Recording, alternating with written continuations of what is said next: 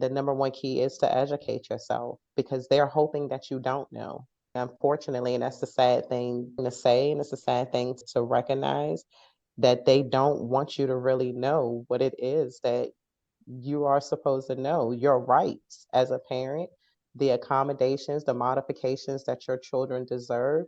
Because one thing that I recognized, even when I knew it, I then had to hold them accountable to apply it. So we had everything in the IEP, but then your educators are not applying them in the classroom. Hello, and welcome to the Black and Dyslexic podcast with Winifred A. Winston and LeDerick Horne, the show that unapologetically focuses on helping Black and underrepresented minorities navigate the special education process. We want to help raise awareness in the Black and Brown community, remove the stigma about learning disabilities, and provide you access to professionals in the space of dyslexia and special education that you need to hear from.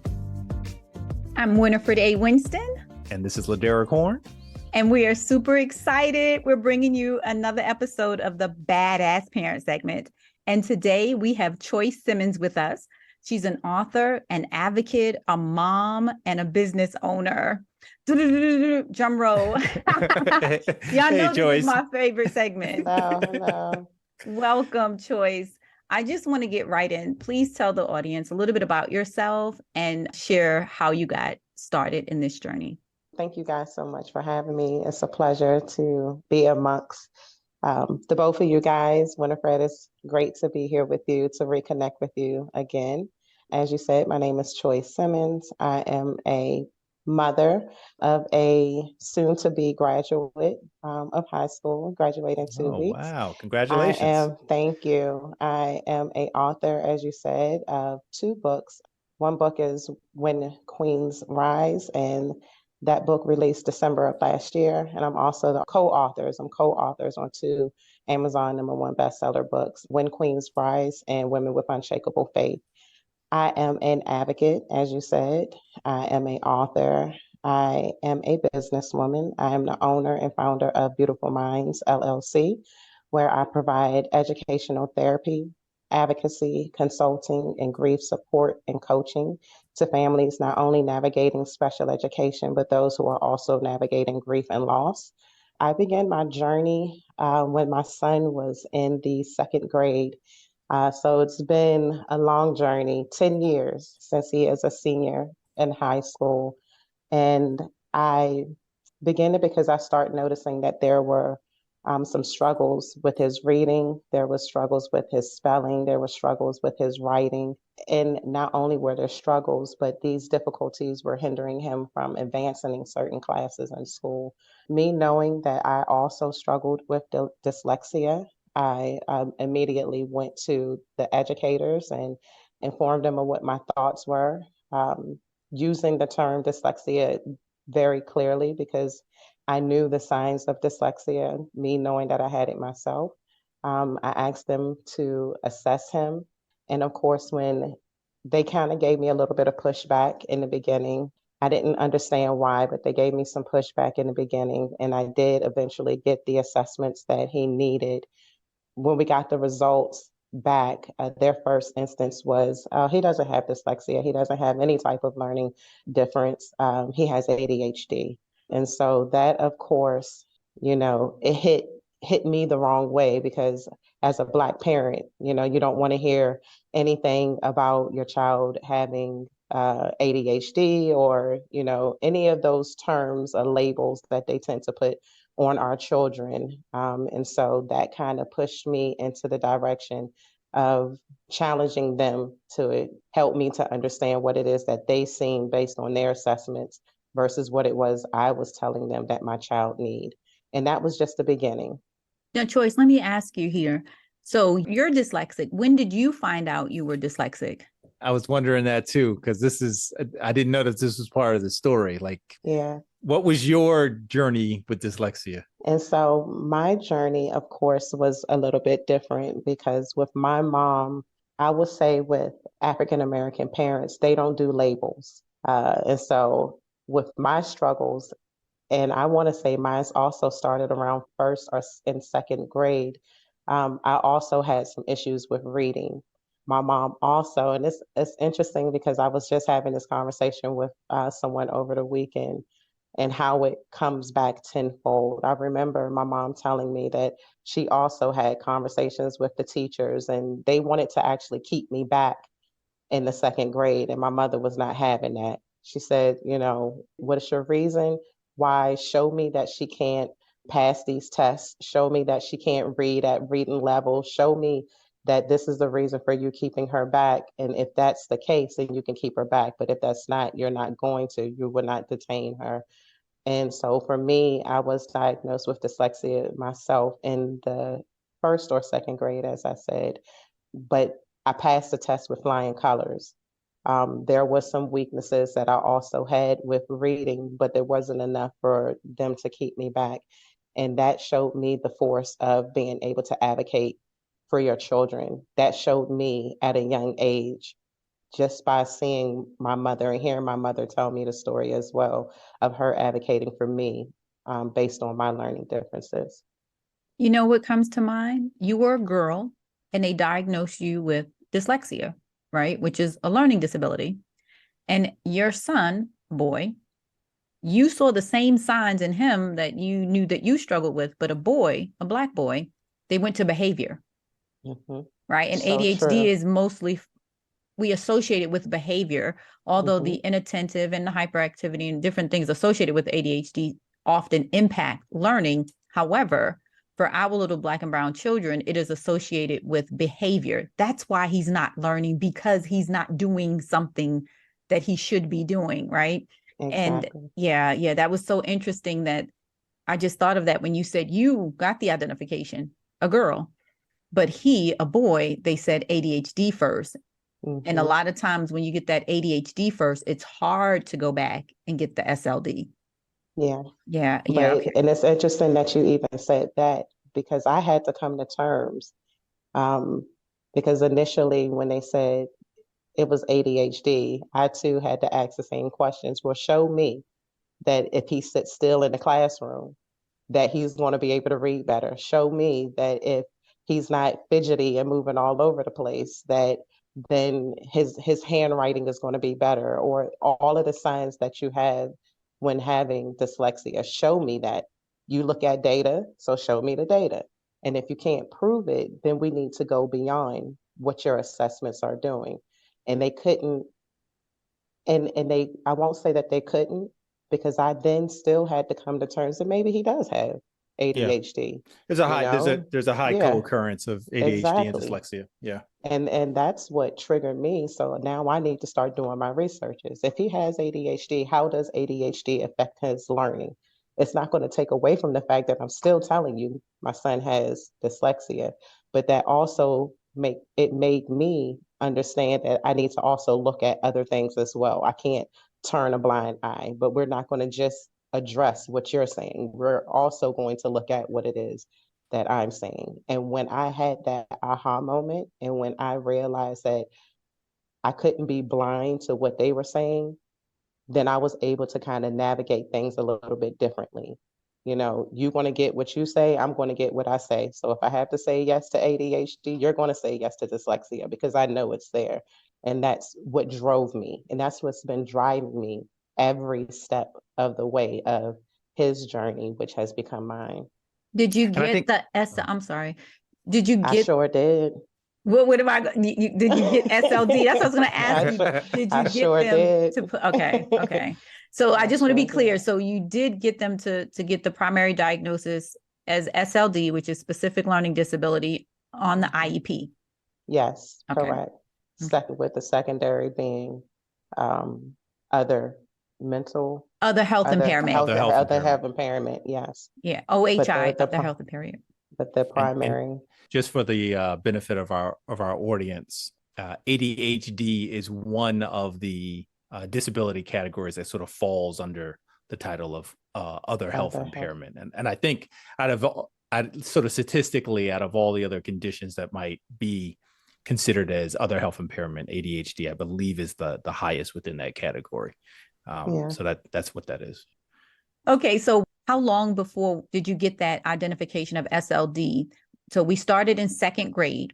And then when did you get that SLD? And what did his interventions look like in school? Because that's important as Um, well. It was a long journey. I actually didn't get the official diagnosis until he was in sixth grade. And once he got into middle school and things didn't change, things actually got worse, of course, because the academics looked different. And not only that, it was, multiple classes. Middle school is different from elementary school. So once we got into the sixth grade, his self-esteem was completely diminished. His confidence was gone. I had some run-ins with some teachers because he was awesome in math and science, but he struggled in reading. And there were some teachers that looked at his grades in math and science and would say, well, how did you get these grades in this subject? But you're failing in English, you're failing in reading. And so that also just shot his self-esteem because you would never expect for things like that to come from educators, to come from the teachers, those who are teaching you. And once he got into the sixth grade, and I realized that they weren't able to provide him with what they needed to provide him with, because they always come back to you with, we need to see the data. And so he tests differently than what he's actually performing in the classroom. And so to answer your questions, the accommodations, and you said the accommodations, and what else were you asking me The what they look like? interventions, like The did he get interventions, Orton Gillingham? That's what I was getting to. Did yes, he get interventions for yes. the reading? Yes, and so yes, he received interventions for reading in elementary school, and they carried on with him in middle school as well. But nothing was working because he was good in those interventions, but he still struggled with spelling. He still struggled in those other different areas. His processing speed was still very low, and it wasn't until the sixth grade that they called my son a puzzle, which is interesting because when you look at autism, they use a puzzle as a metaphor, right? They recognized that the school wasn't doing what they were supposed to be doing, but they couldn't figure out how or why he was doing so well in certain areas, but how they was missing the fact that he was struggling in others. My son was a very quiet person. He still is to this day, but you have to understand that his confidence is gone. His self-esteem is low. So he blended in the back of the classroom. You don't pick on him. You don't call on him. You don't even know that he's there, but no one knew he was struggling. And that's what bothered me the most when he got into the sixth grade. So I made them reassess him, reevaluate. Let's look at this data that you say that you need, and let's try to figure out why it is that he is still having these same struggles after having interventions and being in interventions from second grade to sixth grade. Choice, but what did the IEP say? Like, did they have qualified instructors, or were they just pulling him out and doing small group reading? Like, did Both. they? Oh, they did. Mhm. Okay. I just want to make sure because I'm like, well, wait a minute. He was getting the interventions in elementary and it wasn't working. So what were they doing? Right. I'm doing Right. ear marks, you guys. You can't see me, but I'm like, I'm trying to decipher what interventions was the public school giving him that it wasn't working. So did we need to reevaluate the IEP? If they're doing 2 times a week, maybe we need 4 times a week. Maybe we need 5 times a week, right? How did he make it to sixth grade? But you just explained that he was quiet, he was compliant, he wasn't a behavior issue, and he sat in the back. Choyce, can you tell me how tall was your son by this time? Oh Lord, I'm gonna tell you, I don't know because he's always been taller than me. Um, um, I'm not sure how tall he was Because at how the tall is time. he now? Oh, 6 foot. Yeah, I remember he was like a teddy He's bear. pretty tall. And Yeah, he he was still like is. a teddy bear. I was like, oh And my he gosh, still he's is. so look. I remember looking up like, oh wow. And my Yeah, daughter, my daughter's tall. My daughter is what, like 5'10", and she's yeah. 13. So He was a big boy then, you wouldn't understand how he just blended in because he was a big teddy bear then, tall and, kind of stood out, but being quiet and just he found his way to blend in into the class. So once you got them to reevaluate him in sixth grade, then things started moving along. Yes, because at that point I wasn't taking their answers. I wasn't just conforming to what it was that they were saying. I needed data as well, but not only did I need data, I needed you to break it down and explain to me why it is that you continue to feel like it's okay that you will provide him with the resources or the accommodations that you're providing him with when we're not really seeing any growth, any movement in these areas of weakness. The more I questioned them, not only the more answers that I got, but the more services I got because they couldn't give me answers. But when I stayed quiet, when I just went along with what they were saying, they thought that everything was okay, but really it wasn't. I had to start educating myself. I had to be a voice, but I couldn't go into the rooms being negative or pointing fingers or blaming. And I had someone to kind of backtrack in elementary school. There was a lady who came into one of the PTA meetings. I was on a PTA board, and we had her come in and speak to the parents. But she provided tutoring for students that had learning differences. And I signed Rashad up for her tutoring services. And it was actually her who started helping me to better understand because she was not only a tutor, she was an educator and she specialized in special education.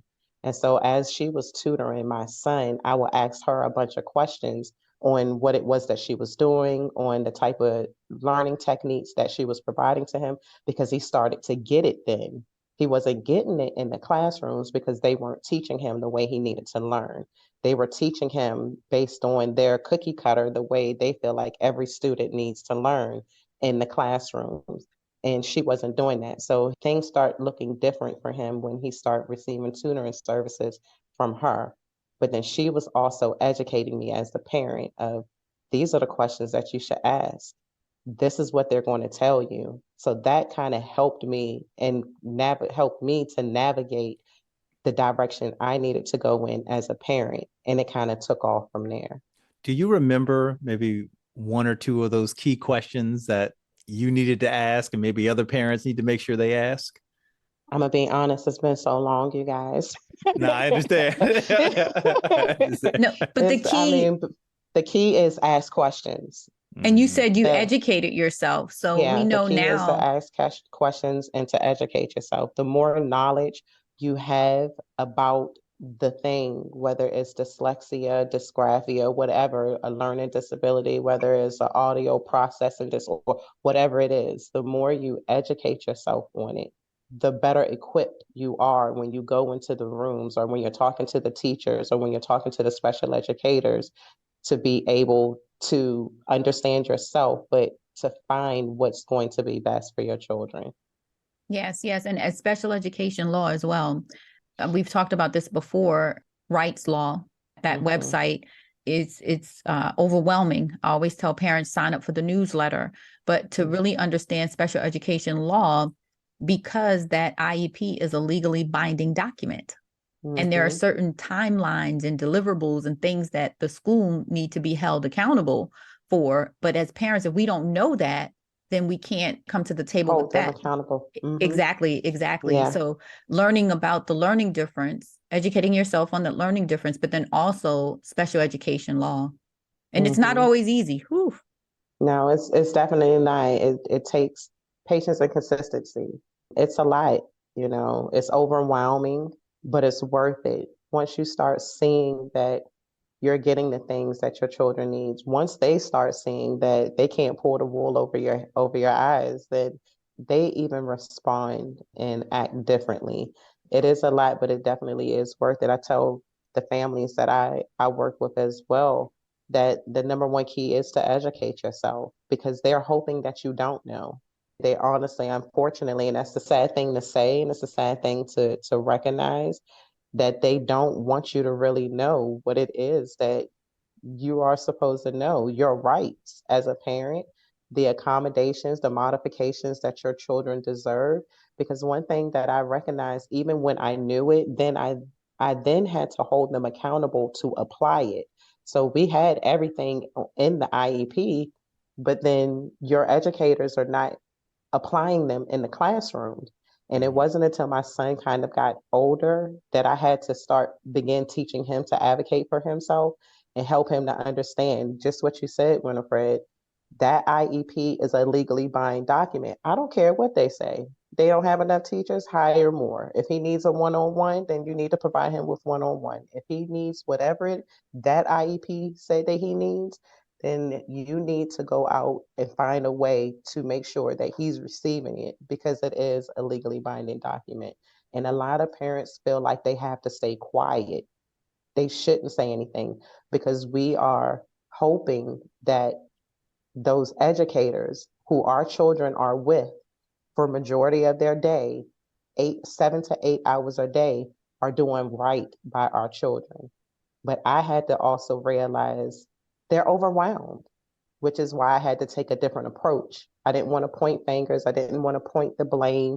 I didn't want to put it all on them. I realized I had to start not just from the educators, but the whole school. How are your teachers receiving what they need to make sure that they're able to provide not just my child, but all of the children in their classroom with what it is that they need? And a lot of the times they don't have it. And because they don't have it, somewhere it falls short. Somewhere it falls through the cracks. And I had to give them grace and mercy. But at the same time, I knew what my child was going to get. It's but so much I'm going to do and what I'm going to give you if you're not doing what you're supposed to do. So once middle school, you got the identification and you got the reevaluation. What did it look like for the rest of middle school and then starting high school? So 6th grade was rough for him. He got the diagnosis in 6th grade. The official diagnosis was placed on his IEP at the end of 6th grade. I kind of went at things a little bit differently, which is how I got him into the non-public school that I got him into with the Summit School, because the county didn't necessarily want him to go to that school, but I put him there anyway. I put him there before I asked him. Let me say that. Let me be honest. I put him where I knew he needed to go before I asked them where they thought he needed to go. And then after I put him there, I gathered up all my data and all my reasons and made sure I had all my ducks in a row as to why I put him there and why he was going to stay there and why they needed to make sure that they provided the free education that my child is supposed to receive based on the law. Wait a minute. Wait a minute. I see your face like, yeah, wait a minute. So you, wait a minute. Wait a minute. Wait a minute. I got questions too. Go ahead. So he had an IEP and you toured Summit, because let's tell you how it goes, that these private schools, you got to apply, you tour. Your child has to, when your child is touring, they're basically interviewing for a slot at this school. Right. So you went through that whole process. I'm going to call you like a private pay parent. Right. And Yes. once he was accepted and he was placed there, now for this first year. Oh, it wasn't even the first year. I applied. I applied for the school. I applied for a scholarship, got partial scholarship for him to go to the school. But I explained to the school that I was going through the process of non-public. I was doing everything all at the same time. So although I applied and I went ahead and put him there, he got accepted. I went ahead and put him there. I paid for what I needed to pay in order for him to get in there. As I was doing that, I was also navigating non-public. I was also having IEP meetings. I was also going to mediation. I was gathering my resources, gathering my data, gathering everything that I needed for them to understand why he needed to go to that school. Choyce, you didn't have an advocate. You didn't have someone helping you. You No. just did all of this. I just did it. Yes, correct. I didn't even realize I needed an advocate. And it really wasn't until my son got until maybe the 7th grade, about to go into the 8th grade, that people start saying, like, how did you do it? You didn't have an attorney? You didn't have anybody going? And I'm like, no, like, was I supposed to? Like, should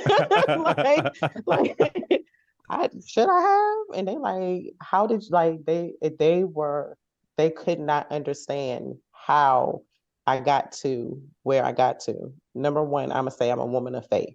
And so throughout my whole process, I stayed faithful to the process that I was going through. The whole time I prayed and I stayed faithful. I didn't know how it was going to be. I had a lot of no's, a lot. And every time they said no, I went and did more research as to why they was going to turn that no into a yes. And they couldn't deny what I brought to the table, which is why I feel like they've given me everything that I needed for my son and more. Because I didn't go in there, again, pointing fingers, blaming them. I didn't go in there rah rah, you know, making a fool of myself. I went in there educated and with the data, just like they came to me with the data.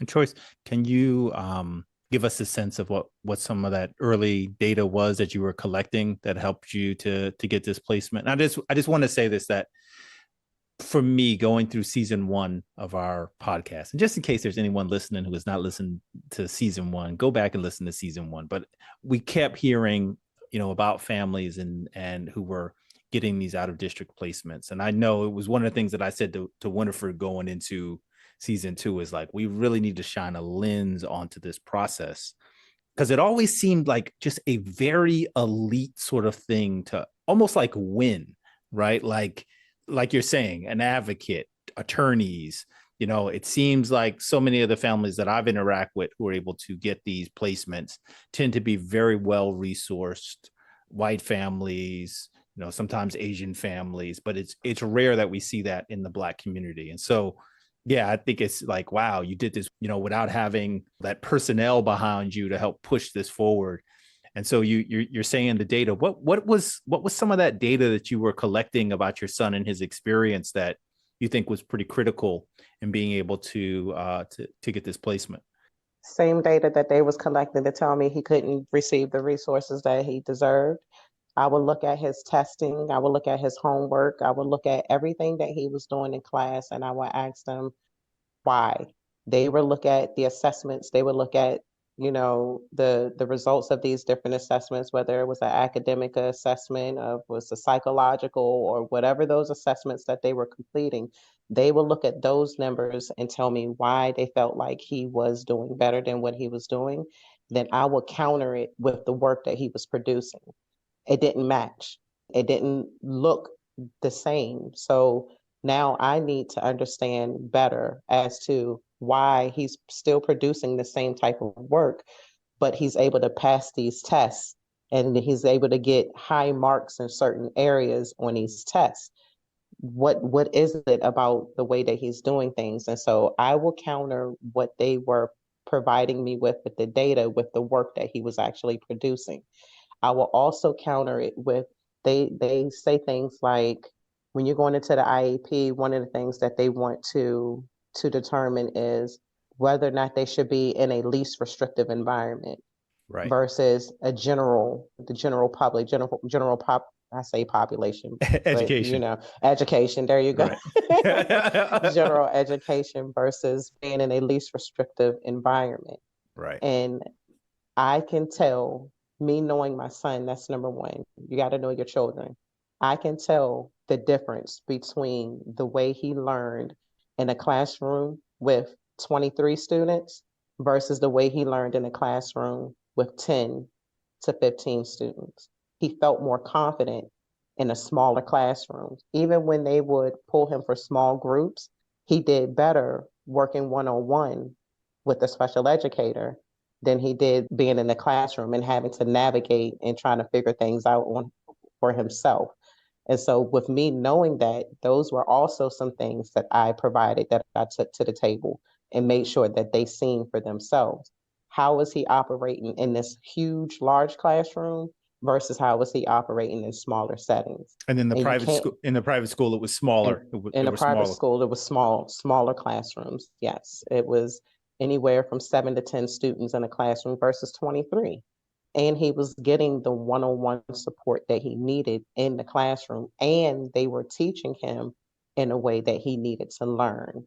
Very early on, once he started at the school that he went to, they helped him to be able to understand his learning profile. I thought that was just like magnificent. Like Absolutely. you're not just telling him that, they use the terms Common Core, or you have these IB schools where they have these common, I don't even know the term to use right now, I'm drawing a blank, but you say you're teaching them these teaching them a certain type of way, but you're not teaching them the way that they need to learn. Once he was able to be taught and to learn the way he needed to, whether he was more audio than my son is a visual learner. Learning Not only preferences. his learning preference, not only does he learn better visually, he's more hands-on. So they allowed him to combine those. They allowed him to be able to use those learning tools and those preferences to build his learning profile. And they couldn't deny that he wasn't doing better by being able to do that, which is why they couldn't tell me no. And what you're really doing there is you're saying to the school, this is something that this private school can provide. Yes. Right. And you're not able to provide this in district. Is that That's essentially exactly, the argument that's being exactly made? what the argument, yes, that's exactly Right. what the argument was. A free and appropriate public education. Education, exactly. If you're not able to provide him with the free, appropriate Public education. Yep. I was about to say what Winifred just said. I say the FERPA. If you're not able to provide that, then he has to go somewhere where he can, because where he was sucking the life out of him, and so now it is becoming a behavior issue, because he no longer wants to go to school. He no longer wants to be amongst those people that he's amongst, because he learns differently. He's no longer able to focus or concentrate in the classroom because the teacher is not teaching him the way that he needs to learn. And this is turning him into a person that he was not. And I could not have that. And I had that conversation with admins and teachers.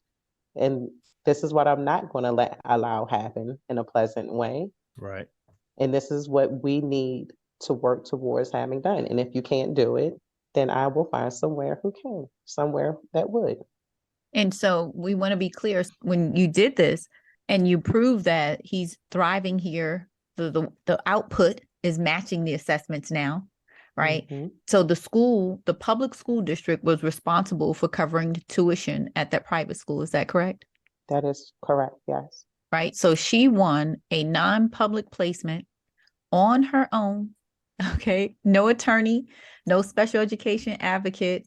And got the school district. And when you said you placed him first, now, with my background, I know what you did. And there was no guarantee you were going to get that non-public placement. And I know what county you lived in too. And a lot of parents spent a lot of money fighting that county. Okay. Oh, yes, most definitely. Yes. Yes. So when you said that, I said, well, wait a minute, because there's no guarantee. Like, you go there and you place him and you tell them, oh yeah, we're in the non-public placement process. They don't. Exactly. I went to mediation, actually. When I went to mediation and I sat down at the table and I explained to them, like, enough is enough. Like, I've given you chance after chance after chance after chance. You say, let's look at the data. We've looked at it. We've looked at it for years. It still looks the same. Right. And he's still struggling. Something has got to change. And when they said, okay, well, we need to start talking about schooling, I already have in place. This is where I want him to go. This is the reason why I want him to go here. And they told me no. I said, okay. I filed another mediation. This is why I want him to go here. This is what they're able to provide. They give smaller classroom sizes. They specialize in educating students with learning disabilities. They specialize in that. So why would we not put him where they specialize and they're able to provide him with the education that he deserves? So you use the word, you use the word there, mediation. You filed another mediation. I filed another mediation. For the folks who don't know, what is that? Mediation it's kind of like going before an attorney, an educational, someone within the school system that helps mediate between the parents and the school system. And they're actually, I believe, they're an actual lawyer, or they specialize in the law of education, and they come in and they mediate between why the school is saying whatever it is that they're saying and why the parent is requesting what it is that they're requesting. And so when you file for mediation, you have to fill out a form, and in that form, you're telling them what it is that you want, why it is that you want it, and what the outcome is going to be if they provide it. You're filing that with the IEP team? You're filing it with the county that you live in. Yes, you're going to file that with the county that you live in. And then they bring you all to the table and they discuss what it is that the school is saying that they're able to do and what it is that you're asking for. And then you pretty much got to prove your case. It's like going before a judge. And then they come down to the end and they tell you whether or not you're going to get what you're asking for. Wow. Like, I'm speechless. I'm never speechless.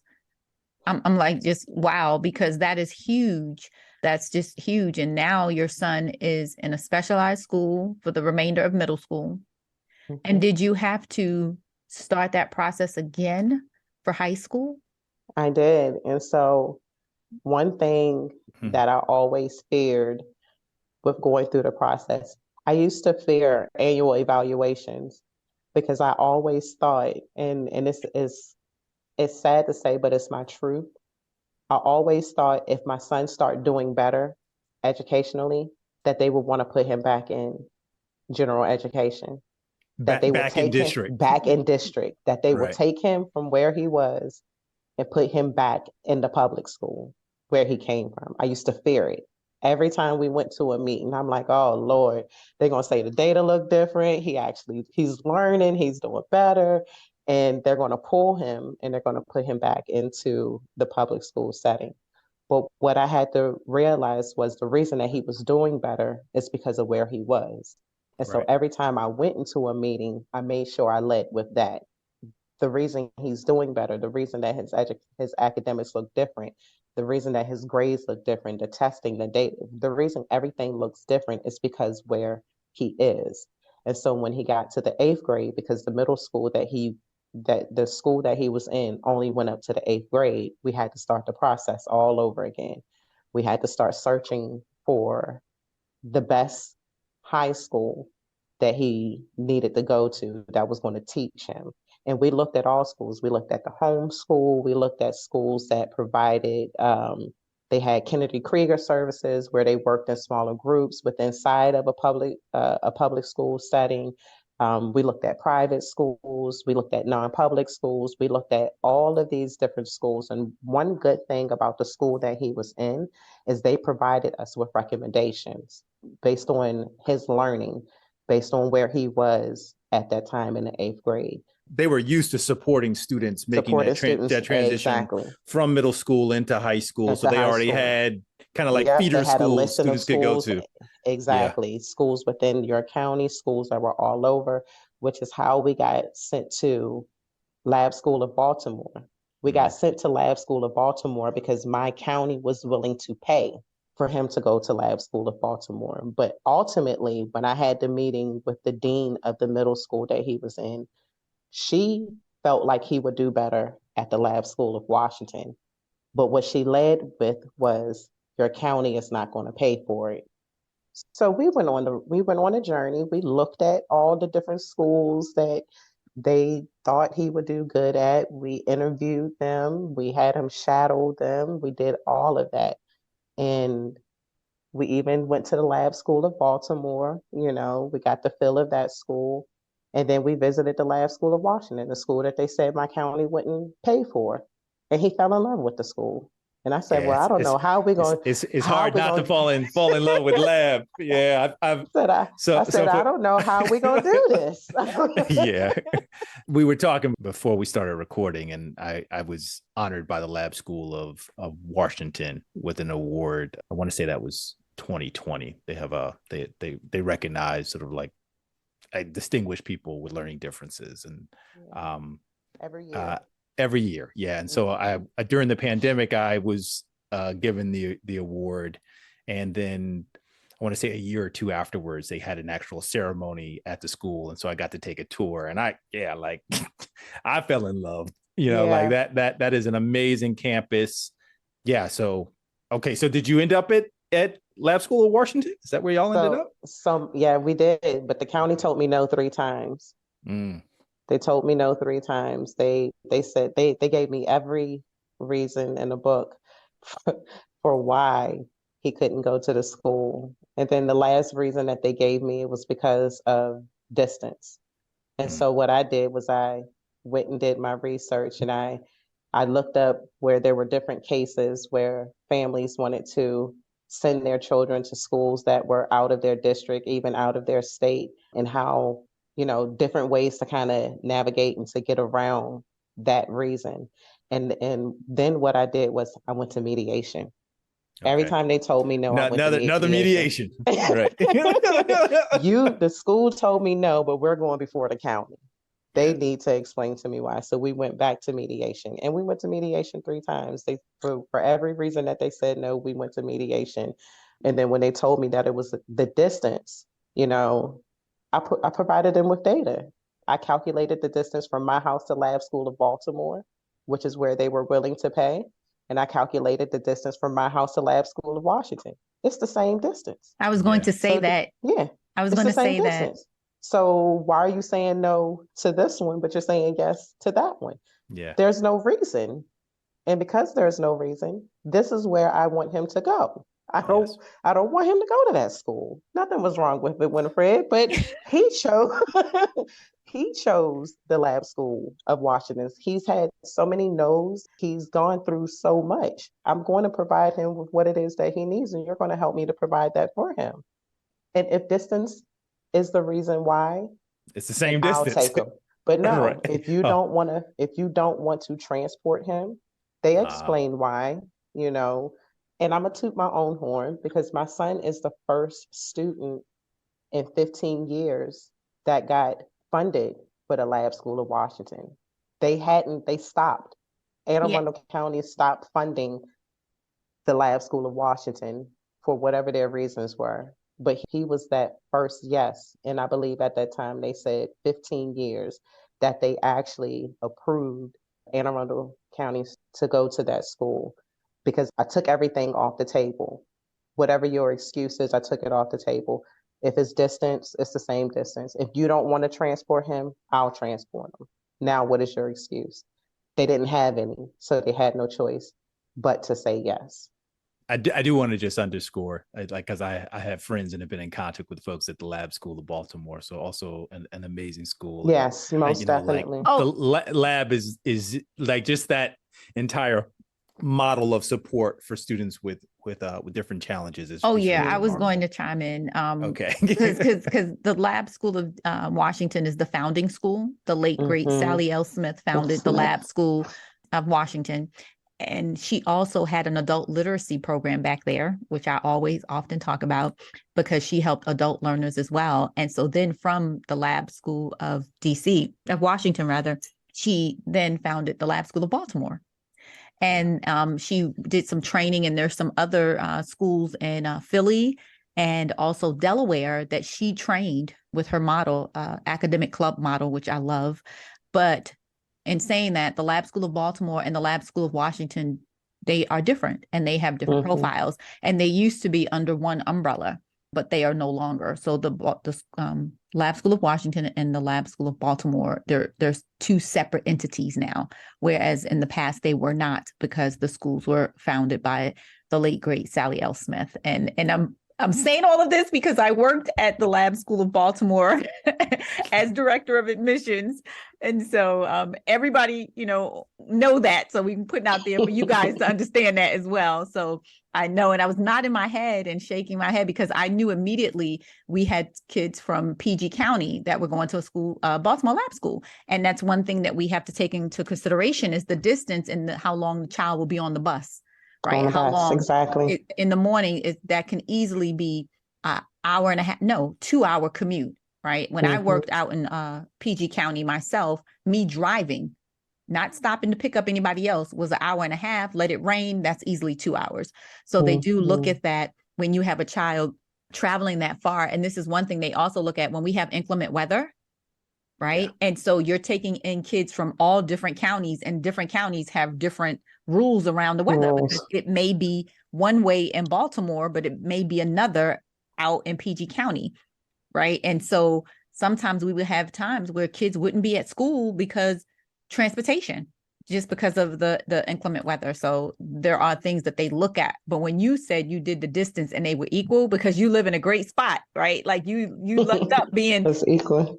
Yeah, like Baltimore versus DC and having that same distance wherever you live because of your location. But that is awesome. 15 years. Look at this. This is a badass parent right here, y'all. Okay. This is the badass parent right here. She just did. And like you said, you kept getting a no. And you was like, no, okay, I got your no. And then you came back. You didn't let that stop you. And I always tell parents that, keep going until you can't go anymore. Like keep going until you can't go anymore. And the first thing is the cost. When they see the cost, I can't do it. There's no way. Keep going. First, they got to get accepted, right? Keep going. Then you have to apply for the scholarship or sponsorship or financial aid, right? You got to get that. There's no guarantee. Keep going, right? And then when you get that balance, okay, well, how you going to pay the rest of that? But you know what I'm saying? Like you cannot stop. But too often in this process, I think parents stop right where you said that you hope that the school system does what they said that they're going to do, right? You get the IEP and you hope that they're doing what they say that they're going to do. Yeah. And it's tiring. Like it's understandable that you will want to stop, that, it's understandable, because there were plenty of times where I was just like, okay, you're going to keep telling me, no, I'm not going to win. I'm not going to win. Why keep fighting? I had to start asking my question, what was the fight for?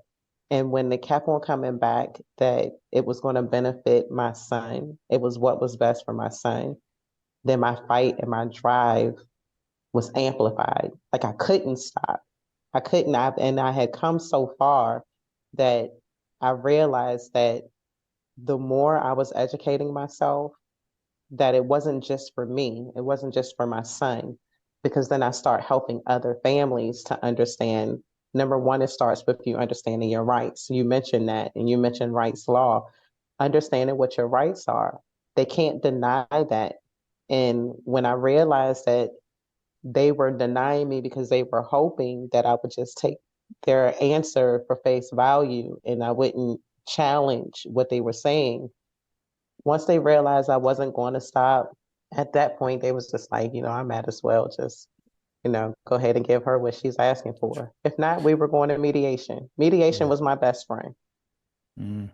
Choyce, can I ask, and we're kind of speaking to it, but I can imagine, so I'm dyslexic. I have executive functioning issues, dealing with what I'm hearing you talk about, paperwork and procedures and all of that. And I can understand the drive in wanting to help your son, and particularly once you start seeing some of the return, but just personally on you, right? Like, what was the cost, right? Like, not financial, but like, I'm hearing what feels like a lot of sleepless nights and that sort of thing, right? But like, because I don't want people to just think like this is some Hollywood movie, or, like you like some super Black woman that could just go through this and just keep on going. Like, what was some of the costs here? Because you were doing this on your own, Yeah, a lot of sleepless nights, a lot of tears, a bunch of stress, a bunch of worrying, a lot of fears. It was a lot of it, and I carried it by myself. And so, as I say, it was driving me. It was actually like I couldn't stop. I was afraid to stop because I felt like if I stopped, then my son wouldn't get what it was that he needed. And so I just had to keep moving, but it was a lot of pressure. It wasn't easy at all. And as I mentioned before, every year I was afraid of going back to that table to have to prove to them even more why he needed to be where he was, or why he deserved to continue to receive the education that he was receiving. But I couldn't stop. If I stopped researching, I prayed more because I knew the answers had to come. Like it was a balance between it both, but it was a lot of sleepless nights. Yeah. A lot. How were you treated throughout this process? How were you treated once they said no and you came back? Then they said no again and you came back, right? Because you said you were on the PTA because you're a member of the school community, but at the same time, now you're fighting the school. So a lot of parents struggle with that, feeling obligated to the school community, right? Feeling like, oh, well, I don't want to keep going against them. I love the school community, but at the same time, the child is struggling. So how did you balance that? I still respected them. As I said in the beginning, I didn't go in pointing fingers. Wow. I went in with the thought and the idea as to how can we work together to make this right. Because I realized when I initially went in with, you're not doing this, you're not doing that, they became defensive and guarded. They pushed back a little bit more. But when I came in the room respectful and educated, they couldn't deny what it was that I was talking about because I was providing them with the same level of respect, the data, the whatever it was that they needed. I was doing the same thing that they were doing. And my goal has always been from the beginning is how can we work together as a team? My son is with you guys majority of the day, but at home, this is what I see. At home, this is what I'm dealing with. So how can we work together to make sure that he's going to be a well-rounded individual academically, emotionally, socially, because he's not just getting that from home and in his community, he's getting that from his school as well. And when they were able to see, okay, she's just a parent that's advocating for her child that wants the best for her child, they had a different approach with me. And it was hard, but they couldn't deny the facts, just like I couldn't deny the data. Once everything was undeniable, then there was really no choice but for us to find a middle ground and an understanding of how we can do right by that young man. And Choyce, how did you find out about the Summit School, right? Because I know I didn't even know there were private special education schools. And I literally drove by one, Baltimore Lab, at a previous job. Like I drove by it every day, but never knew that that was a special education school. I Googled it. I looked up schools for students with dyslexia in my area, and it was one of the schools that came up. Yo, thank you for saying that too, because sometimes when we say like, I had the data and I did the research, everybody's like, oh, it was deep, you know, like like it was straight up just on Google, right? I Googled it. Yeah. And sometimes we don't get because we're not looking. Right? Exactly. Yeah. And I just kept looking. And I Googled it.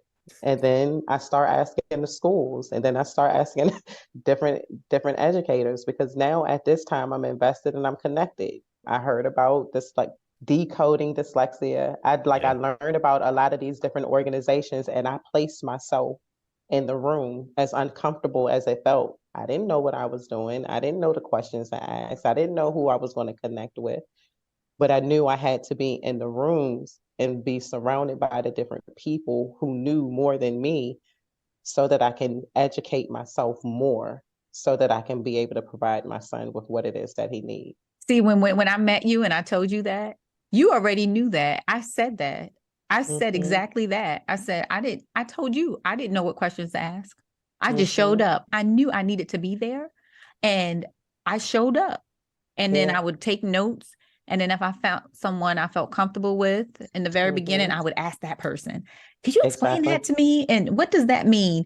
And so, you know, when I say that, parents just give me this look, you know, or when I'm talking to them over the phone, like, and I'm like, no, you can do it. Show up, show up, show up. As uncomfortable as it feels, show up. Pretty much, because I can tell you, I was uncomfortable. Like I would go to the different events. I would go to, like, I would show up and I'm looking around like, I have no clue why I'm here. Like, I know why I'm here, but do they know that I have no clue why I'm here? Like, are they looking at me like, who is she and why? You know, and those different feelings. And that just brought more doubt and anxiety, and it kind of brought me down. And I just had to remember what my end goal was. And at that point, when I started showing up in the rooms, it wasn't just for my son. It was like, how can I help others? Because I'm not the only parent that's going through this. I'm not the only parent who do not know a lot of these different things. Yes. What did those people look like in the room? Not like us. What you mean? Exactly. That's exactly what I like, that's why I was uncomfortable. We showing up and you're the only Black parent and you have dreads. Yeah. Right. And you're showing up and you're the only Black parent and they're talking like they all know what's going on. They're all connected. They live by each other. They work by each other. They know each other. They just like, oh wow, I don't have it's as much advocacy work and as it is also socializing, right? Like a lot of these and folks know each other. And it's, in my experience in advocacy, I think it's actually one of the biggest barriers. And I'm not sure if these white run organizations are aware of it, is that so much of this is driven from social contacts. And so often, because of the history of segregation in our country, we're not connecting socially. You know what I mean? We rarely have access to these predominantly white and let's also be real, oftentimes predominantly wealthy social circles. And so, to walk into those rooms can be very stressful, because historically these are spaces where we're not invited. And there can be some challenging interactions that happen. And I'm sure you have those, but I'm also sure that you can find at least one or two folks who, like either got your back or you can learn something from to help get the information you need to get to the next level. Exactly. And one thing that I did, because once I realized that it was like a social, like you were saying, like these social events, and like you said, Winifred, everybody knew everybody already, and I was a new person in the room. I just gathered all the information that I can gather while I was there, because I knew eventually I was going to need it. As awkward or uncomfortable or intimidating that I felt being in those rooms, I said, let me walk. These tables are here for a reason. Let me walk. I need your card. I need your resources so I can use those resources to help my son, learn better. I gathered all the information that I could gather while I was in there. And then I took it home and I read over it and I researched and I Googled them and I see what it was that they were doing. And it was this routine. It was this pattern that just, again, I couldn't stop. I still don't stop. And my son is a senior. And I don't know what I'm going to do with myself, because I feel like I've been fighting for him for so long now that he's going. I take that back, because now I just make sure that he knows how to advocate. But I still advocate for him, even as he's getting ready to go off to college, asking the questions and making sure that he understands the questions that he needs to ask, which I never thought that this day would be, because when I look back at the second grader to the sixth grader who was just lost in a room, just lost. And I can remember conversations that we had. I can remember morning arguments of not wanting to get up and go to school. I can remember the fights because he didn't want me to leave him as I dropped him off at school. I can remember all of that. And I can remember him saying, I will never go to college. And as Black parents tell you, you're either going to go to college, go into the military, or you're going to get a job. I told him the same thing. You choose. You're either going to, which one are you going to do? And I'm grateful to hear him say, I want to go to college, as scared as he is, as a young Black man with dyslexia and executive functioning weaknesses. I'm amazed. I'm grateful that he is where he is today. And it's all because of the journey that we've been on, navigating through special education, with me behind the scenes, making sure that his road was as smooth as it could be on a lot of bumpy journeys. Has your son picked a major? Does he know where he's going? Is that how you guys figured all that out yet? Yes, we have. And he had a lot of great options, and he's connected to me is what he said. So he decided to stay local. I don't know when you're going to air this, because he hasn't really shared with too many people where he's going. You don't have to drop it. It's okay. I see you dancing around it. I hear it, so it's okay. He had a college signing last night, and all he kept on saying was, "Don't post. Don't post it on social media. Don't post it on social media," because he hasn't really told people where he's going, but he does know what he's going to major in. He's majoring in animation with a minor of gaming and musical engineering. So, awesome. The arts and engineering pop right up. Top careers for dyslexic. So he falls right into that boat. This has been amazing. Choyce, can I ask? So you were like, I don't know what I'm going to do with myself, but then you rolled that back, and we know that you actually have a company that does advocacy work. Can you just say a little bit more about what your company is and how people can connect with you if they want more information? Yeah, so it's Beautiful Minds LLC. You can either email me at Beautiful Minds LLC. It's Beautiful Minds CC choycesimmonsllc@gmail.com. You can also find more information out on my website at www.choycesimmons.com, which is it's a work in progress right now, but you can find out more information. And again, what I do is provide advocacy and consulting and support for families navigating special education. I go to IEP 504 meetings if that's what you need. Sometimes you just need somebody in the room with you, Right. just to sit at that table so that they know that you have support. Because when you go in those rooms alone and it's so overwhelming, you're not really always able to take in what it is that they're giving out to you. So I go to 504 IEP meetings. I do consultations. I do interviews, school interviews, if you're looking for public or non-public schools as well. And I provide grief support. A lot of people don't realize grief is not just what happens when you lose people, when you have a physical loss, but grief is also, it's a loss of any kind. And so I work with students that have lost themselves. They lost their confidence, they lost their identities based on the struggles that they're going through special education, as well as parents that have also had some form of loss. And so I provide that grief support on an educational aspect as well as a personal aspect if you're dealing with loss of a loved one as well. Wow. Okay. And I try to say this every episode, but as we're talking, we're capturing the different points that are being made and the resources. And if y'all didn't get the website or the email, it'll be in either the show notes for the podcast. And if you're watching this on YouTube, it'll be in the description. All right, Choyce. So before we wrap up, if there is one piece of advice that you want to give to another badass parent or aspiring badass parent, what would that piece of advice be? Don't give up and educate yourself. Don't give up and educate yourself. The more you know, the more you'll get. And know that you're not alone. There is a world of people like you that's out there. So seek help, ask questions, and keep pushing. That's right. Keep pushing. Keep pushing. Oh my gosh. So there you have it, guys. Another badass parent episode with Choyce Simmons, and it's a wrap. All right. Thank you guys so much for having me. Thank you. Tune in next week, where we'll continue to bring you lived experiences and more unfiltered conversations with experts in the field around all things Black and Dyslexic. Make sure you subscribe and follow the Black and Dyslexic podcast, where we educate, empower, and equip Black and underrepresented minorities. The Black and Dyslexic podcast is partially funded by Morgan Cares and the Center for Urban Health Disparities Research and Innovation, awarded by the National Institute of Minority Health and Health Disparities. The Black and Dyslexic podcast is sponsored by Dyslexia Advocacy Incorporated, a 501c3 charitable organization located in Baltimore City, Maryland, whose mission is to equip parents of children with dyslexia and other language-based learning disabilities with the necessary tools to help their children become successful readers. You can find them on the web at www.soallcanread.org.